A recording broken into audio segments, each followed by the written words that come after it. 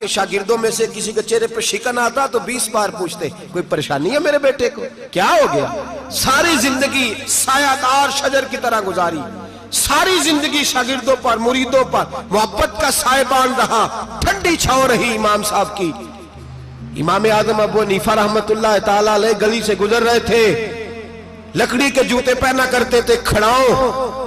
एक नौजवान बच्चे के पैर पे पैर आ गया तो कहने लगा इमाम अल्लाह से डर जा। ये लफ्ज कहे तो इमाम साहब की चीख ही निकल गई। कई घंटे बेहोश रहे। लोगों ने कहा हुजूर क्या हुआ? फरमाने लगे तुमने सुना नहीं, छोटे छोटे जवान भी कहते हैं कि अबू हनीफा अल्लाह से नहीं डरता, अल्लाह की मखलूक कहती है नहीं डरता। अगर ये कह रहे हैं तो मेरा क्या बनेगा। कई दिन रोते गुजर गए। लोग उस बच्चे को लाए, आगे कहने लगा हुजूर आप तो परेशान हो गए, मैंने तो मुहावरतन कहा था, मुहावरतन कहा था कि आप अल्लाह से नहीं डरते।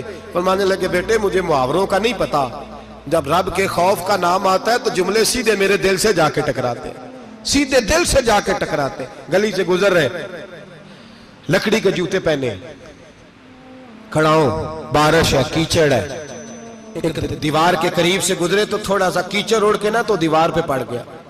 यहाँ ट्राली वाला सारी दीवार तोड़ जाता है और कहता है चलो मैंने कौन सा जानबूझ के किया है। यहाँ लोगों का घर तोड़ जाते हैं, कहते हैं चलो बताओ कितना खर्चा आया था। फौरी तौर पे लोग मानने को तैयार ही नहीं। इमाम साहब के पैरों से, ये बारीकी समझे, ये हुकूकुल इबादत का मसला है। जो जानने वाले होते थे उनका ये तर्ज जिंदगी था। कीचड़ उड़ा पैरों से और एक आदमी की दीवार पे पड़ गया। इमाम साहब खड़े हैं, सोच रहे हैं करूं तो क्या करूं। शागिर्द साहब हजरत जी क्या परेशानी है? आप फरमाने लगे मैंने उसकी दीवार गंदी कर दी है, साफ ना करूं तो भी जुल्म है, और अगर साफ करूं तो दीवार कच्ची है। जब साफ करूंगा तो कुछ मिट्टी उतर जाएगी, तो किसी के घर की मिट्टी उतारना यह भी जुल्म है। अब मैं दो परेशानियों में उलझ गया हूं, किधर जाऊं? कहा हजरत जी फिर? फरमाया इसके दरवाजे पर दस्तक दो। दरवाजे पर दस्तक दी तो जो बंदा बाहर आया वो मजूसी था, आग की पूजा करने वाला था। इमाम साहब कहने लगे मुझे जानते हो? कहने लगे हुजूर सारा कूफा जानता है, सारा बगदाद जानता है, सारी दुनिया जानती है आप मुसलमानों के इमाम हैं, लोग जानते। आपने फरमाया यार मुझसे गलती हो गई है। वो क्या? आप फरमाने लगे मैं अपने अंदाज में गुजर रहा था, बूढ़ा आदमी हूं, ख्याल नहीं आया, थोड़ा कीचड़ उड़ के तेरी दीवार पे लग गया है। मेरे भाई ये कोई फरिश्ते थोड़ी थे, यही जमीन पे बसने वाले लोग थे, एहतियात वाले लोग थे। हम लोगों ने पता नहीं अपना मिजाज इतना सख्त क्यों बना लिया है। कितने लोगों को लताड़ के, कितनी पगड़ियां उछाल के, कितने हुकूकुल बात जाया करके भी हम उसी तरह के मुतमईन है। कहां से तसल्ली लाते हैं हम? कहां से अपने आप को ठंडक देते हैं? कैसे अपने आप को हम सुकून दे लेते हैं किसी को तकलीफ देके? किस तरह सुकून की नींद आती है जब कोई परेशान होता? क्यों हमारा दिल पत्थर हो गया? आला हज़रत फरमाया करते थे जा किसी से जाके इलाज करा, तेरे सीने में जो दिल धड़क रहा है वो सख्त हो गया, जा किसी से जाके इसकी दवाई खा, तुझे ख्याल ही नहीं आता तड़पते लोगों को देखकर, जा जाके इलाज करा, अगर ऐसे ही मर गया तो हालात तेरे हक में अच्छे नहीं होंगे। हजरत इमाम साहब तड़प रहे हैं और उस शख्स के सामने आहोजारी कर रहे हैं जो मजूसी भी है, गरीब भी है, कच्चे घर में रहता है। फरमाया यार बताओ क्या करूं? इमाम साहब बातें कर रहे हैं तो वो आदमी हैरत में खो गया। कभी दीवार देखता, कभी अपना आप देखता, कभी इमाम साहब को देखता, दाएं बाएं देखता, पसीने आने लगे। पता नहीं क्या सोचों का मद्दोजर चलने लगा, कहां बात गई, कहां तक उसकी सोच गई, कहां पलट के आई। कहने लगा इमाम साहब मैं तो चौक में रहता हूं, रोजाना पता नहीं कितनी गाड़ियां मिट्टी बरसा जाती हैं, कभी कोई नहीं आया, आपको क्या हुआ? आप फरमाने लगे मुझे किसी का नहीं पता, मुझे तो मैंने जो कुरान हदीस पढ़ा है मुझे तो डर आ रहा है, मुझे बता तू माफी देता है कि नहीं, तेरी दीवार साफ होगी कि नहीं? कहने लगा हुजूर दीवार को छोड़े, पहले कलमा पढ़ाए, मेरा दिल तो साफ कर दे।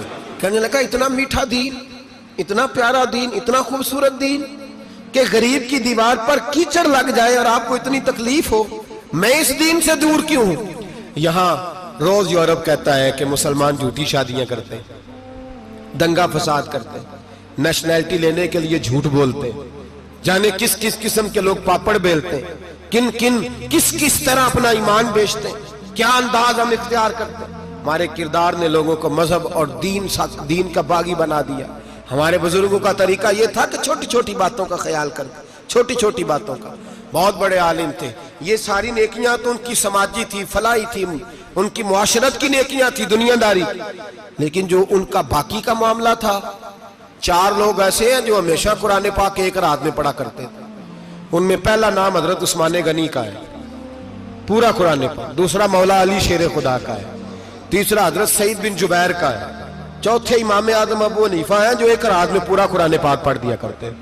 जिस जगह इमाम आदम की कब्र बनी हुई है ना, आजमिया एक महल्ला है बगदाद का, उसका नाम ही आजमिया, इमाम साहब के नाम, जहां कब्र बनी हुई है, वहां बैठ के इमाम आदम अबू हनीफा ने 60 मरतबा कुरान पाक खत्म किया। खुद पढ़ा, खुद फरमाया यहां मैंने दफन होना। उस जगह 60 कुरान पाक पढ़े। रमजान का महीना आता था तो इमाम साहब एक कुरान पाक दिन में पढ़ते थे, एक रात को पढ़ा करते थे, एक कुरान पाक सुनाया करते। इमाम साहब रहमतुल्लाह अलैह सारी रात नफल पढ़ते। लोग कहते हैं कि इमाम साहब की रात नमाज के लिए खड़े होते तो एक रकत में 15 सिपारे पढ़ते। तो लोग कहते थे ये अबू हनीफा नहीं, ये तो को किसी ने पिलर खड़ा कर दिया, ये तो कोई सुतून है, रुकू ही नहीं करता, पूरे 15 सिपारे। यहां तो अभी तरावियां आएंगी, लोग पहले से कहने लग गए बड़ी गर्मियों के रोजे हैं, बड़ी गर्मियों के रोजे हैं। और आ तो लेने दे भाई, पहुंच तो लेने दे रमजान शरीफ को। अल्लाह बड़ा मेहरबान है, हर चीज को बदलने पे कादर है। पहले से लोग तैयारी कर रहे हैं, मस्जिदें ढूंढेंगे जहां एसी अच्छा हो, कुरान जल्दी पढ़ा जाए, ढूंढ ढूंढ के। इमाम साहब रहमतुल्लाह ताला अलैह, और मैं अक्सर कहा करता हूं, मैं कहता हूं तू तरावी में खड़ा नहीं होता, पासपोर्ट के दफ्तर खड़ा हो जाता है 2 घंटे, शनाख्ती कार्ड के दफ्तर तो 3 घंटे खड़ा हो लेता है। ये तेरा जुल्म है अपनी जात के साथ कि तुझे कुरान के लिए खड़ा नहीं हुआ जाता, दुनियादारी के लिए खड़ा। वो प्रोजेक्टर कराने जाए तो चाहे तुझे 4 घंटे लाइन में खड़ा होना पड़े, वहां तो खड़ा हो लेता है। अल्लाह से डर, अपनी थोड़ी सी दुनियादारी के लिए सारा कुछ कर लेता है। हजरत इमाम साहब रहमतुल्लाह ताला अलैह तकवा और तहारत के पहाड़ 55 हज किए इमाम आजम ने। कितने? 55 हज फरमाए। आज एक मुशक्कत वाला काम है, जद्दोजहद वाला काम है। जवान भी थक जाते हैं, कहते हैं बड़ा मुश्किल है जी, और ये जितना मर्जी आसान हो गया, कयामत तक इसने मुश्किल ही रहना है, इसलिए कि ये एक मुजाहिदा है। 55 हज किए। आखिरी हज पे गए तो काबे के मुजावर को कहने लगे जरा खोल नहीं देते काबे का दरवाजा, मेरा अंदर जाने को दिल करता है।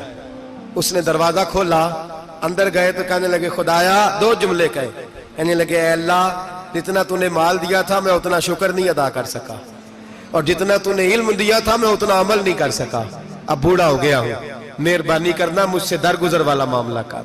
और अल्लाह अगर तू मुझे बता दे कि तू राजी या नाराज है तो मैं जरा सुकून से मर जाऊं। कहते हैं काबे की दीवारों से आवाज आने लगी, अबू हनीफा तेरा रब तुझसे बड़ा राजी है। दाता गंज बख्श अली अजमेरी जैसा बाबा 1000 साल पहले लिख के गए कशफुल माजूब में, दाता साहब ने लिखा है 1000 साल पहले कशफुल माजूब में। दाता साहब फरमाते हैं मैं हजरत बिलाल की कब्र पे हाजिरी देने गया, यानी 1000 साल पहले के मुसलमान भी कब्रों पे मज़ारों पे जाया करते थे। दाता साहब लिखते हैं, कहते हैं मुल्क शाम में हजरत बिलाल अबशी की कब्र पे हाजिरी देने गया, मैं कब्र पे हाजिरी दे के तो साथ लेट गया, मेरी आंख लग गई, मुझे ख्वाब में नबी पाक का दीदार नसीब हुआ। गोया हाजिरी हजरत बिलाल की, और बरकत यह कि वहां मुझे मुस्तफा का दीदार नसीब हो रहा है। फरमाते हैं नबी पाक मेरी ख्वाब में आए, हुजूर ने एक बूढ़े बाबे के गले में हाथ डाला हुआ है और अपने साथ साथ चला रहे हैं। मैंने अर्ज की या रसूल अल्लाह ये कौन है?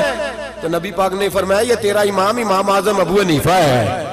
फरमाते मुझे समझ आ गई कि इमाम आजम भटक इसलिए नहीं सकते कि उन्हें रसूल पाक ने सहारा अता फरमाया है, वो भय किस लिए नहीं सकते कि नबी पाक ने उन्हें सहारा दिया।